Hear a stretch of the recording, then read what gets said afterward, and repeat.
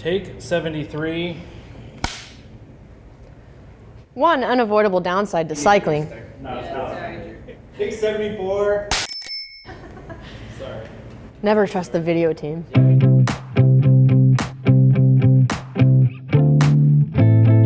One unavoidable downside to cycling is the dreaded flat tire. Fortunately, a few quick steps will have you up and on your way in no time. To fix a flat, you're going to need a spare tube, tire levers, either a floor pump or a CO2 inflator, and a seat bag to keep it all in.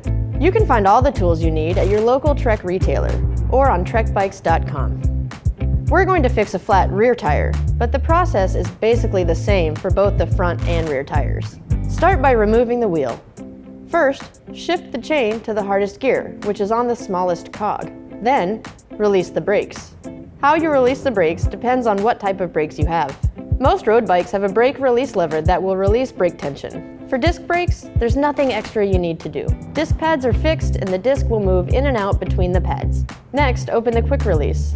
Gently pull the rear derailleur towards you to slide the wheel out of the dropouts. If your bike has through axles, you will need to unthread the axle until you can easily pull the entire axle out of the frame. Then the wheel can be easily removed. Set the bike down on the non-drive side. Once the wheel's off the bike, start near a spoke and use the scooped end of your tire lever to grab the edge of the tire and work it over the edge of the rim. Attach the hooked end of the tire lever to the nearest spoke.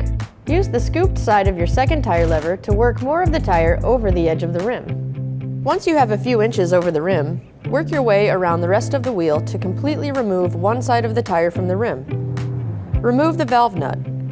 Push the tire near the valve stem away from the rim, pull the valve stem out of the wheel, and then remove the rest of the tube. There's no sense in adding a new tube if the cause of the flat is still in your tire. So first, check to make sure the tire is clear of debris. Visually inspect the outside of the tire, and carefully run your fingers through the inside of the tire, feeling for anything sharp. Remove anything that could cause another flat. Sometimes glass or other small sharp objects can cause a flat, so use caution when you're inspecting the inside of the tire. If you don't find anything, you may have a pinch flat. Pinch flats occur when an underinflated tire hits a square-edged bump. The tire can get pinched between the rim and the bump, causing a flat. Now that we've checked our tire and removed any flat-causing culprits, we can replace the tube. When you remove the tube from your seat pack, it's going to be flat.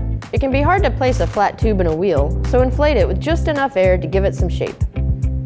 Start back at the valve stem hole, insert the valve stem, and work your way around the tire, tucking the tube under the tire all the way around. Now that the tube is in place, let's get the tire seated back in the rim. The tightest part of the tire is next to the valve stem, so starting there, use both thumbs to push the edge of the tire back onto the rim. Continue using your thumbs to tuck the tire back onto the rim, working your way around the wheel. The tire will get tighter as you work your way around. While your thumbs are the best tool for this job, if they're just not cutting it, gently use the scooped end of the tire lever to press the rest of the tire back inside the rim. But be careful not to damage the tube with the lever. We'll want to give one last check to make sure that the tube isn't pinched between the tire and the rim.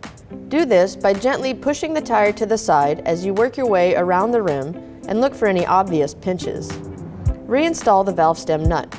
Using your pump, re-inflate the tire. The flat is now fixed and it's time to get the wheel back onto the bike.